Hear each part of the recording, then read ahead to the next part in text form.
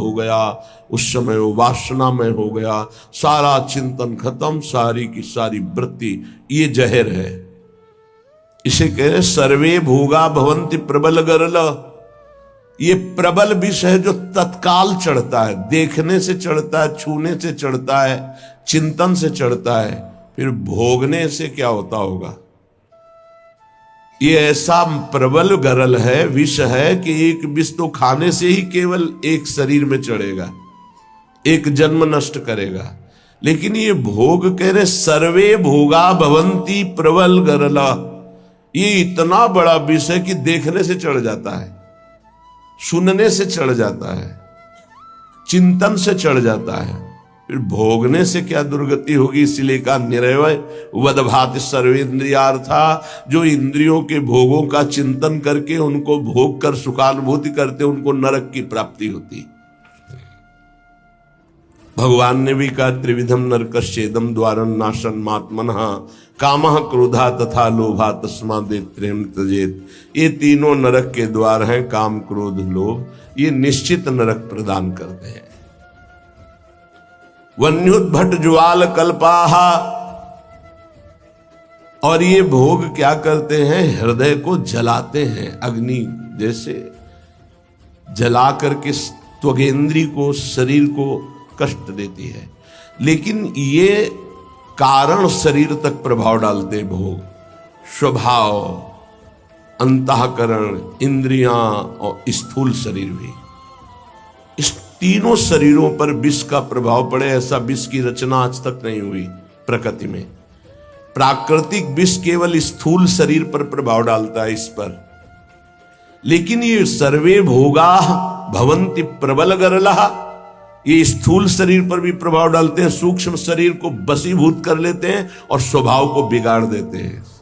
देहाभिमानी पुरुष जब इंद्रियों के द्वारा विषयों का चिंतन करके भोग करता है तो उसके तीनों शरीर बर्बाद हो जाते हैं, तीनों शरीर उसके गंदे हो जाते हैं।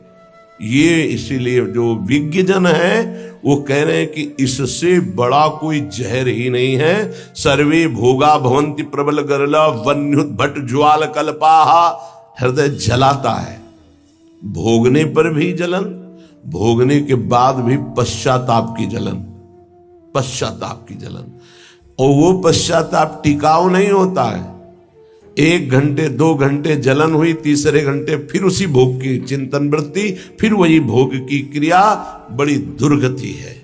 संसारिक जीव की बड़ी दुर्गति। ऊपर से चिकना चुपड़ा शांत नजर आ रहा है, अंदर देखो इसमें लिखा है वन्युद्भट ज्वाल कल्पाहा कामाग्नि क्रोधाग्नि लोभाग्नि, उससे जल रहा है वो। कीट प्रायाः समस्त प्रवर सुरगणाः सिद्ध्यश्चेन्द्र जाल, कह रहे कि बड़े महापुरुष हैं, इसलिए कह रहे हैं कि इन कीड़ों में और देवताओं में कोई फर्क नहीं है। क्यों? प्रारब्धानुसार कीड़ा भी अपने भोग को भोग रहा है, देवता भी भोग को भोग रहे हैं। देवता कोई नवीन कर्म करके भजन थोड़ी कर रहे हैं, अपने पूर्व पुण्यों को भोग रहे हैं। तो कीट प्रायः समस्त प्रवर सुरगणाः, ये प्रवर माने होता श्रेष्ठ, श्रेष्ठ जो देवता लोग हैं हमारी दृष्टि में कीड़े से ज्यादा नहीं है। क्यों? क्योंकि जैसे कीड़ा अपना प्रारब्ध भोग रहा है, ऐसे देवता अपने प्रारब्ध भोग रहे हैं। शुभ कुछ नहीं है उनके पास, नवीन कर्म नहीं, जितना रुपया जमा उसका भोग कर रहे हैं।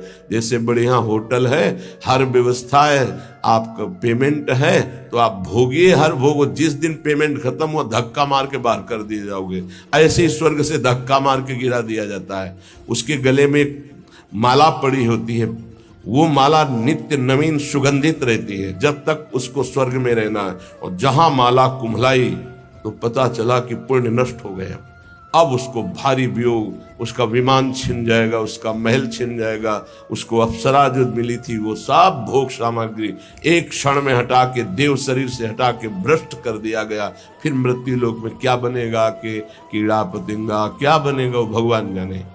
इसीलिए कह रहे मेरी दृष्टि में कीड़े से और देवता से समानता जब करते हैं तो बराबर नजर आता है। वो अपने प्रारब्ध का भोग भोग रहा है, अपने प्रारब्ध का। बोले मनुष्य का उदाहरण क्यों? मनुष्य श्रेष्ठ है देवताओं से, क्यों? क्योंकि वो राधा राधा कृष्ण कृष्ण जप करके वो भगवत प्राप्ति कर सकता है, देवता नहीं कर सकते। कीट प्रायाः समस्त प्रवर सुरगणा सिद्ध्यश्चेन्द्र जाल। अब कह रहे ये जो अष्ट सिद्धियां और भी 28 सिद्धियां और भी अन्य छोटी सिद्धियां, बोले ये इंद्रजाल है, कोई भगवदानंद नहीं है। इंद्रजाल माने होता है जो है नहीं पर दिखाया जा रहा है, माया का, जादू का एक नया तमाशा। सिद्धियां क्या है? माया का एक नया तमाशा। अगर उनको, और क्या तमाशा? यही है, अभी यहां है और इसी समय कहीं और है। जब दोनों, अरे बड़े तो सिद्ध पुरुष है, अभी तो यहां हमारे सामने, तो बोले ठीक इसी समय हमारे पास भी थे, बोले बड़े सिद्ध पुरुष हैं। ये क्या है? कोई खास बात थोड़ी है। अष्ट सिद्धियां, सिद्ध्यश्चेन्द्र जाल, ये इंद्रजाल माया जादू का तमाशा है। यह है प्रेम की प्राप्ति के लिए जो हमें विकलता चाहिए, वो यहां कहीं नहीं टिकना। प्रायः संस्वाद्य वृंदावन रसिक रसम माद्यते मेद्य हृदयम। जिनको वृंदावन प्रेम रस की प्राप्ति की चाह है, वो इतने में किसी में भी न टिके, किसी को भी स्वीकार न करे, नहीं प्रेम रस नहीं मिलेगा। इसीलिए आप देखें हमारे वृंदावन ब्रज धाम या कहीं भी जो भगवत प्रेमी सिद्ध महापुरुष है, आपको कोई जादू तमाशा, कोई ऐसी बात नहीं मिलेगी। सीधे सरल स्वभाव, नमन कुटिलाई। तो यहाँ की सिद्धि क्या है? यहाँ के सिद्धों को क्या प्राप्त होता है? रुदु सुस्वरम राजन कृष्ण दर्शन लालसा। पर रोना यहाँ की सिद्धि है। जिस पर तुम हो रीझते क्या देते यदुवीर, रोना सिसकना तड़पना आहों की जागीर। ये यहाँ के सिद्धों की परिपाटी है। एकांत में बैठे हुए चिल्ला चिल्ला के रो रहे प्रभु से, हा कृष्ण, हा कमल लोचन, हा प्रियाजू, हा स्वामिनी। ये यहाँ की सिद्धि है। तो ये किसको मिलती है? बोले जो मोक्ष को कड़ुआ मान करके, जो समस्त इंद्रियों के भोगों को नरक मान करके, जो समस्त भोगों को महाविष जान करके, क्योंकि ये जलाने वाले हैं, और समस्त देवताओं को भी कीड़े से भी ज्यादा भाव न रखना। कीड़ा अपना प्रारब्ध भोग रहा है, वो अपना प्रारब्ध भोग रहा है। और इंद्रियां ये तो जादू का तमाशा है। गोस्वामी तुलसीदास जी ने भी लिखा है, रिद्धि सिद्धि पेरे बहु भाई, बुद्धि लोभ दिखावे आई, होए बुद्धि जो परम सयानी, तिन तन चितैना नहित जानी। ये हमारा अमंगल कर देंगी, भगवत प्राप्ति नहीं होने देगी। इसलिए भगवत प्रेमी महात्मा कभी किसी सिद्धि को स्वीकार नहीं करता। इसीलिए बहुत सरल होते। अब फिर उनमें कोई चमत्कार नहीं दिखाई देता। क्या चमत्कार? बाहरी, क्योंकि वो इंद्रजाल स्वीकार नहीं किए। उनका चमत्कार होता है, उनके समीप एक बार जो आ गया और उन पर भाव कर लिया, तो उसका जीवन परिवर्तित हो गया, वो भक्त बन गया, भगवान का नाम जापक बन गया, अच्छे आचरण वाला बन गया, मनुष्य जीवन का उसको लाभ मिल गया। ये चमत्कार होता है। तो श्रीपाद कह रहे हैं, श्री वृंदावन का जो महारसास्वादन मतवाला कर देने वाला, मोक्ष सुख को भी थुत्कीकृत करने वाला प्रेम है, उसकी प्राप्ति के लिए यदि आप चल रहे हो तो स्त्री मात्रे मात्र बुद्धि, बहुत ध्यान से सुनिए।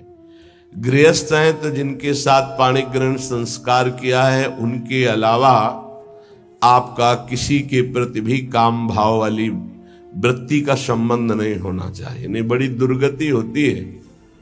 चाहे वो स्त्री शरीर हो चाहे पुरुष शरीर हो, यदि अपनी मर्यादा से अलग, ये देखो धर्म शास्त्र हैं, इनका एक कानून है।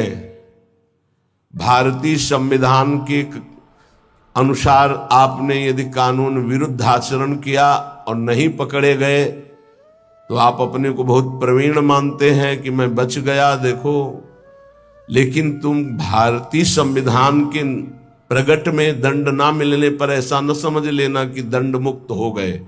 एक है भागवतिक संविधान, जिसमें किसी की गवाही, किसी की साक्षी की या किसी की रिपोर्ट की जरूरत नहीं, तुम्हारा कर्म ही तुम्हें दंड दे देगा, जो तुमने कर्म किया है।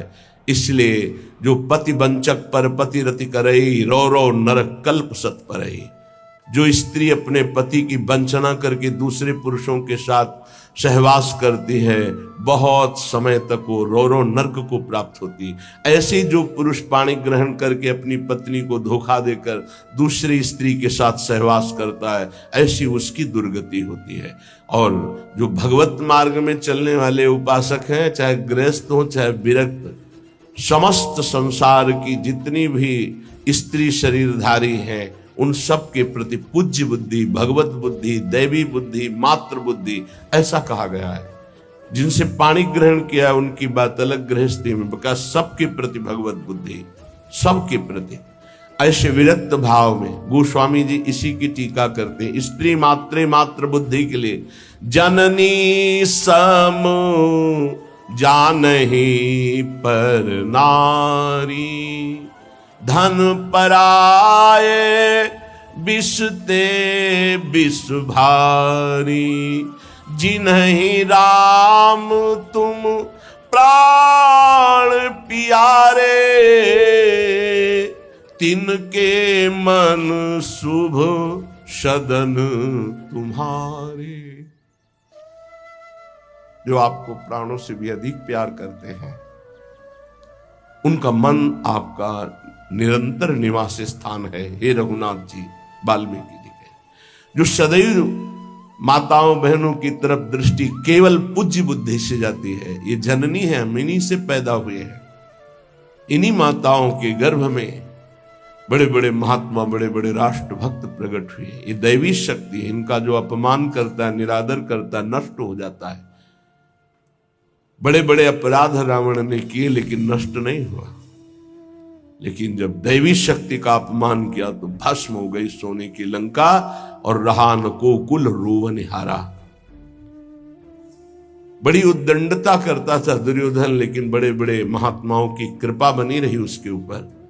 पर जो उसने देवी का अपमान किया, सभा में निर्वस्त्र करने का आदेश, उसी समय सारे सुकृत नष्ट हो गए और हर महात्मा की कृपा हट गई और नष्ट, पूरा कुल का कुल नष्ट हो गया। जिनके घरों में माताओं बहनों को सताया जाता है, कष्ट दिया जाता है, वो कभी स्त्री संपन्न घर नहीं हो सकते। और जो माताएं बहनें धर्म भ्रष्ट आचरण करती हैं, वो कभी सुखी नहीं रह सकती, दुर्गति को प्राप्त होंगी। ये धर्म है। ये हमारा देश धर्म प्रधान देश है। बहुत महिमा इस भारत देश की गाई गई है, क्योंकि इसमें धर्म प्रधान क्षेत्र, अलग अलग भगवान ने क्षेत्र, जैसे स्वर्ग है वो भोग भूमि है, नरक है वो पाप भोग भूमि है, मृत्युलोक है, मृत्युलोक में भारत भूमि भगवत प्राप्ति का परम धर्म स्थल है। जैसे गंगा यमुना सरस्वती का समागम तीर्थराज प्रयाग एक स्थान है अपना, उसका महत्व है। ऐसे पूरे विश्व में भारत का महत्व है। यहां भगवत प्राप्ति रूपी महान धर्म की स्थापना भगवान ने की है। ये वो भूमि है। इस भूमि में वास करने वाले के ऊपर भागवतिक शासन है, धर्म शास्त्र का।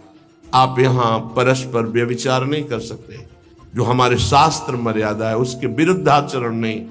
स्त्री मात्र बुद्धि आदेश कर रहे हैं। संपूर्ण स्त्रियों में मातृ बुद्धि। देखो गांव में हमने देखा है, छोटी छोटी जो बालिकाएं 10-11 से, तो सब उनके चरण छूने की भावना, घर के जन भी अरे तू तो कन्या है, देवी है, जैसे वो पिता के चरण छूने के लिए चले, ला इधर पैर ला।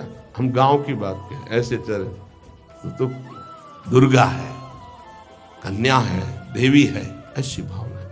नवरात्रि में पवाया जाता है ना आराधना करके, तो उनके प्रति वही बुद्धि रखो जो नवरात्रि में बुद्धि रखते हो कि ये तो सब नवीन अवस्था की बच्चियां दुर्गा स्वरूप है, देवी स्वरूप है। तो वैसे ही स्त्री मात्र बुद्धि, ये सब जगदम्बा है, हमारी श्री जी की निज सखियां हैं।